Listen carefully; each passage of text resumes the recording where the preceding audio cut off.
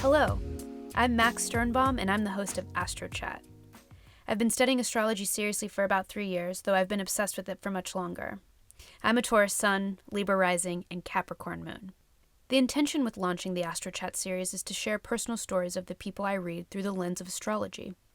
Astrology can help individuals relate to their own experience and understand it more objectively. I find this process to be incredibly empowering, and if you've ever had an astrological reading, you're probably vigorously nodding your head.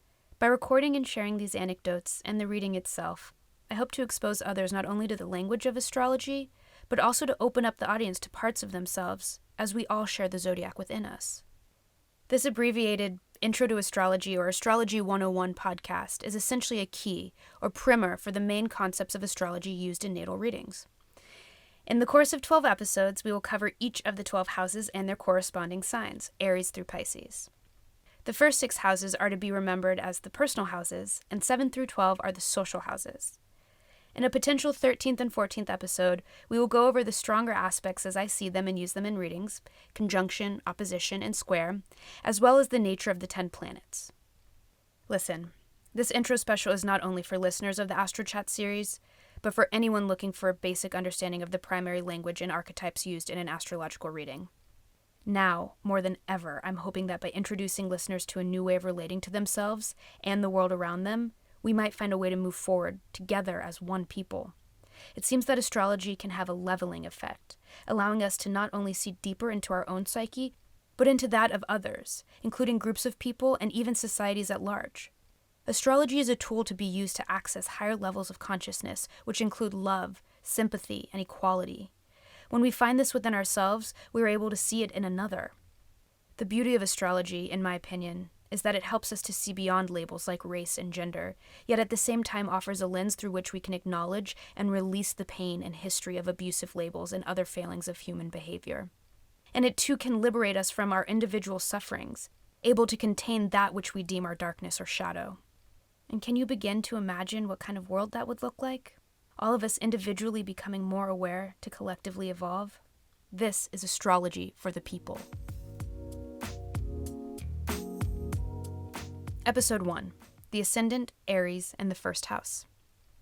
Y'all probably know your sun sign, as that is simply based on the day you were born. For the entire natal chart, you need location and time of birth. Although you can glean, let's say, 50 to 60% of the chart without a time of birth, but I urge everyone out there to check birth certificates immediately. Aries season is March 20th to April 19th. The Aries archetype is the warrior. The Aries symbol is the ram. The Aries phrase is I am.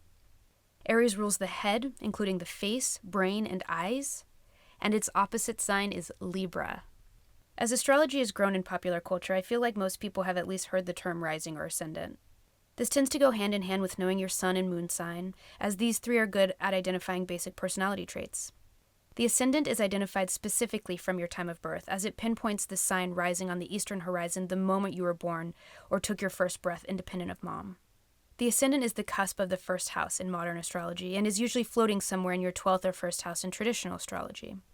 This distinction is not important in this basic series. The ascendant and the sign that it's in is our lens through which we see the world, the uniquely stained glass through which our soul peers through. It's the way we organize the world around us, as well as the mask we wear out into that world. One could argue it's our personality, the part of us that first greets the world and those in it. There is, however, a line of thought that it's much deeper than just our personality, and that it relates more to our soul and who or what we're here to experience, while the sun is in fact our highest potential expression of soul. This makes sense to me, as the sign our ascendant is in determines our chart ruler, and that planet, in my mind, is the predominant energy, the base energy through which all other energies in our chart are modified by. In fact, one could argue that it's this planet that is incarnated through you to experience itself in the earth realm. The ascendant also guides us to our soul's mission, or purpose, i.e. the sun, meaning for one to become thoroughly their sun sign and placement, they will need to use their ascendant to get there. In each of the planets and signs in one's chart, the goal is to express its highest vibration, but of course, we have free will in this reality, and it's up to you how you choose to express the energy. The first house plays on some of the themes of the ascendant in terms of dealing with or creating oneself. The first house is our first experience of being separate from mom. Here we realize that we have our own identity. The first house is all about one's sense of self, creating it, exploring it, expressing it. If you have a first house sun, a huge part of your life, perhaps your whole life, will be about experiencing yourself and owning your identity. Planets here are incorporated into our psyche, elements that we're connected to and want to share about ourselves. Like the Ascendant, the first house speaks to our physical appearance, so the sign and planets here will have a marked effect on the way you look and speak, and the way others experience you. We can begin to see how the first house is also related to Aries, as Aries is the firstborn of the zodiac. When Aries emerges, there's no one else around but Aries, which can lend itself to Aries' reputation of being self-absorbed or self-focused. And it's not that Aries doesn't care about you or the others in the room, it's that Aries is compelled to experience itself in this world. It is literally the search for a separate identity, separate from mom, separate from other. Aries is independent and proactive. It's instinctual. The Aries archetype is the warrior of the zodiac. Aries can go out into the world and make shit happen, but at the same time, Aries needs something to protect. Without this focus, Aries' abundant energy can become destructive. Its fire too hot. It can regress into a natural immaturity, a needing to get its own way all the time, and screw you if you can't see that. Aries types do well when they are fighting for some cause, or perhaps are able to use their courage to stand up to someone, especially one who bullies others. Aries is an incredibly physical sign. Like a warrior, they tend to need a daily physical routine to siphon off excess energy. So if any Aries out there listening haven't found the magic of exercise or just moving your body, trust me, it will do wonders for you, especially if you find yourself dealing with anxiety or that aforementioned destructive energy. Aries is a fire sign with a cardinal quality and is ruled by Mars, god of war. The fire indicates passion, like a match striking, which Aries can be known for. They are incredibly inspired and able to uplift others, but may have a tough time seeing things through, always ready to move on to the next inspiration, adding a potential flakiness, or rather, lack of commitment. Cardinal indicates their great ability to initiate by impulse or instinct, as is in the case of Aries. Being ruled by the god of war means that Aries knows or has learned how to hide their vulnerability.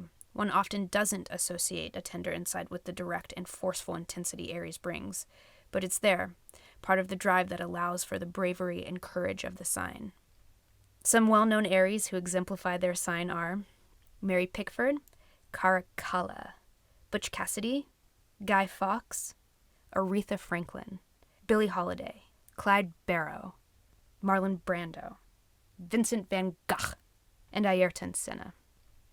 Thank you all for listening, and I hope this proved helpful and resonated with the Aries of the world, as well as first house suns or heavily Martian people. We each have all 12 signs within our natal chart, so while you might think, I'm no Aries, well, look closely at your chart and find out which house and or planet or angle inhabits the world of Aries. Then you can apply these principles or archetypes to that arena of your life or yourself.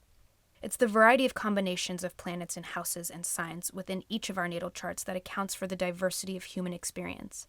And again, I hope to emphasize that figuring out our own astrology can help navigate life with more awareness, ease, and certainly grace.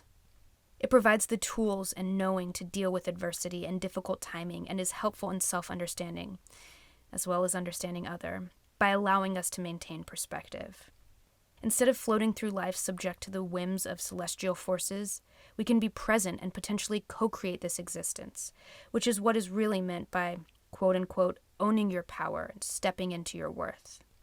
And with that, I'll leave you. I'm signing off and hoping to catch you next time when we talk about Taurus and the second house. Oh, and you can follow me on Instagram at startree_astrology. That's STARTREE. Or drop me a line at yo.startree@gmail.com. Bye!